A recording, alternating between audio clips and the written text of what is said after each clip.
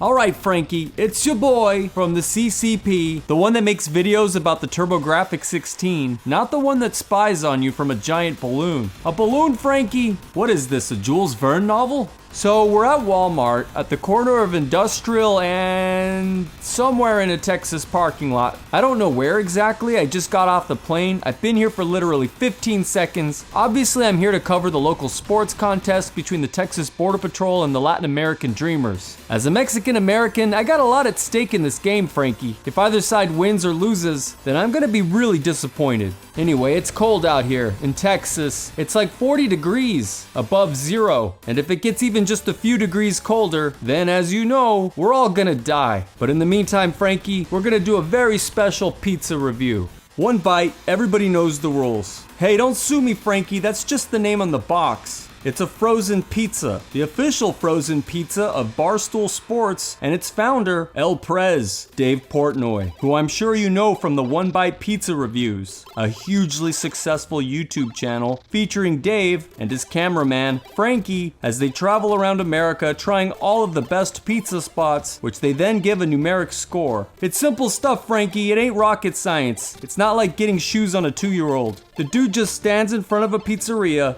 eats a slice of pizza, and then assigns whatever number comes right off the top of his head. It's like, just his opinion, man. But after nearly 10 years of doing pizza reviews and eating well over 1,000 pizzas from all across the country, it's a well-qualified and extremely popular opinion. An opinion so golden that it could make or break a pizza place. One little review, one off-the-cuff pizza score from Dave Portnoy can transform a marginal hole-in-the-wall pizzeria into a full-blown pizza powerhouse overnight. I've heard cases of shops receiving tens of thousands of orders over a weekend after Dave posts one of his pizza reviews. Is that even sustainable? Is it desirable? How can any small business sustain that quick of a jump in orders overnight without careful planning and preparation? I have no idea. But these pizza guys are tough, and I guess people are just gonna have to get used to waiting hours in order to get their 8-6 pizza pies in hand. Or they could just call Domino's and have a solid 7-2 in under 30 minutes. I know what I'd rather do. My wife and kids aren't waiting all night for an 8-6. That's single people pizza.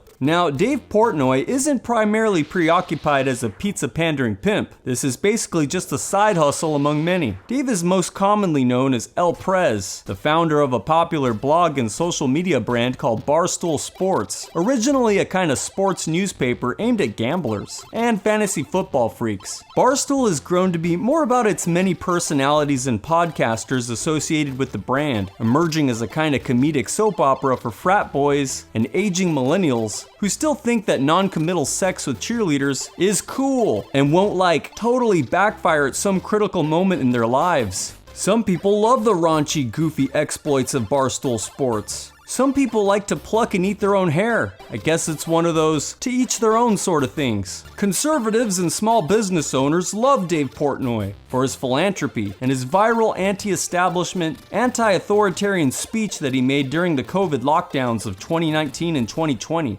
Further, in response to businesses being forced to close in New England, Portnoy started the Barstool Fund with $500,000 of his own money, a fund which eventually grew to over $40 million and went on to help more than 400 businesses that had to shut down or were unable to pay their employees, rent, or expenses. This made many people happy and turned Pizza Portnoy into the patron saint of pizza pie. On the other hand, conservatives hate Dave Portnoy too because of his playboy lifestyle, his stance on abortion, his beef with internet super troll and possible superhero or crazy person Alex Stein, as well as that time he broke a woman's rib during consensual sex. Huh? So-called liberals, on the other hand, hate Dave Portnoy because he's a wealthy heterosexual white man that owns a business that employs people. I mean, I see their point. Work can be scary, especially if it's very high in the air, like on the top of a skyscraper being built, or someplace really hot and uncomfortable, like a pizzeria. Which brings us back to the pizza review. One Bite, everyone knows the rules, is Dave Portnoy's own official frozen pizza. It cost me about $7 American, and I believe you can still only get this at Walmart in one of 4 varieties. 5 cheese, pepperoni, supreme, and 3 meat. Since Dave sticks to just cheese pizza for his reviews, we went with the 5 cheese for our own pizza review. It says it's original crust, as opposed to something else, and we've got 5 different types of cheese: mozzarella, cheddar, provolone, fontina, and parmesan. Now, Barstool Sports is the most prominent label here, but in reality, this pizza is actually made by a company called Happy Foodie, a frozen food company launched in 2018 that, in spite of not knowing how to spell, manages to make and sell a relatively wide variety of hipster-esque meals like microwavable keto bowls and plant-based shawarma. You ever tried shawarma? Baffling food that seems targeted at people who maybe used to live in some hip urban center full of cool little ethnic restaurants and food trucks, but now live in the suburbs with their 4 kids, where the most interesting nearby restaurants are Macaroni Grill and Benihana. So basically, Happy Foodie is targeting old schlubs like me. I used to live in LA. I used to live in Portland and Austin, but we had to get the out of there. Here's the nutrition facts and ingredients in case you're interested. It's really not that bad for cheese pizza nutrition wise. I think on the scale of raw kale to mayonnaise and Nilla wafer sandwiches, this is probably somewhere in the middle. At least this has some protein. Let's open it up and this is what it looks like on the inside. It's not too pretty and it's absolutely tiny. The official weight is 13.85 ounces or 383 grams of pizza, and it's just under 1,000 calories for the entire thing. No wonder pizza makes people fat so quickly, because looking at this, I'd say it would take like 3 of these bad boys to make me feel full. This is why I stick to Texas barbecue, Frankie. 1 full plate of that and I can't eat anything for 2 days solid. All I do is drink water in order to try and restart my kidneys. It's delicious and healthy at the same time. Anyway, let's preheat the oven to 420 degrees Fahrenheit, and now it says on the box to just put this right on my oven rack without a pizza pan or anything to catch the falling bits of oil, cheese, and crust that will inevitably break off in the oven. And that's not great advice, unless you're okay with setting off the smoke detector in your kitchen after cheese falls on top of the heating element in your oven. So I'm putting this on a pizza pan, and it goes, and now we wait 13 minutes. While we wait, let's talk about how Dave Portnoy rates his pizza. Dave has reviewed an incredible array of pizza, and he definitely has a criteria, or at least a discernible pattern, when it comes to giving out his rare high scores. He uses a 10-point scale, with 0.0 being the worst possible, and 10 being the highest and most rare. But Dave is a very hard grader, and over the years, anything 7.4 or 7.6 is basically very good pizza, and anything over or at an 8.2 or 8.4 is essentially phenomenal. Dave no longer gives out simple non-decimal numbers, he calls those rookie scores. So these days there are no flat 7s or 8s or 9s, it's always like a 7 point something. Also these days, Dave typically only visits the best and most popular pizzerias in the country, so he gives out a lot of scores in the 7s, which is a good score for good pizza, but he still reserves 8s and 9s for only the very best pizza. It's not common, but it still does happen, and a score that high will typically elicit a lot of celebration and fist pumping. 8-2. Right, buddy. Get right. I didn't even know. No these guys pressure, were eh? No watching. pressure. I had no idea you guys were even there. An 8 or higher from Dave Portnoy is like winning the World Series in the pizza world. Dave's preferences are for thin, flat pizzas with very firm, crunchy crust. Thus, New York style pizzas score very well with him, but his absolute favorite is the so-called New Haven style, which tends to be heavy on the tomato sauce, light on the cheese, and baked to a blackened crisp in a coal-fired oven at like 650 degrees Fahrenheit. Dave always checks the flexibility of a pizza's crust, which he calls flop. The stiffer the slice, the better. He also often checks underneath to see how well done the pizza is. Frankly, Dave seems to like his pizza kind of burnt looking, which is exactly what New Haven pizza is also sort of known for. He doesn't like it greasy, and he wants it piping hot. He's a stickler about tomato sauce, as a good pizza man ought to be, and he always goes with the plain cheese, no toppings, no gimmicks. He has given good scores to different types of pizza, such as deep dish or Detroit style, but it's the New Haven and New York style pizza by far that get the highest scores with the greatest frequency.